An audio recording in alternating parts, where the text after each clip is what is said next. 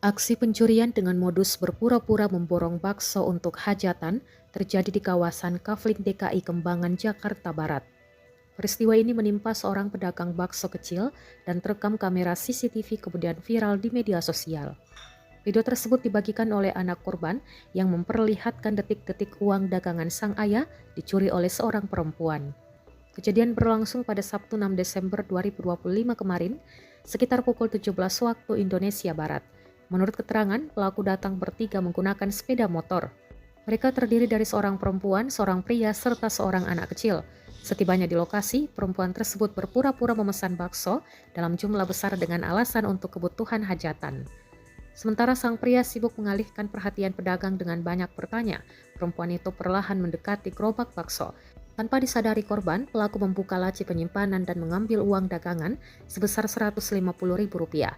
Meski nominalnya terbilang kecil, uang tersebut sangat berarti bagi pedagang bakso yang mengandalkan hasil jualannya untuk kebutuhan sehari-hari. Rekaman tersebut kemudian diunggah oleh akun media sosial @infoceleduk pada Jumat 12 Desember 2025.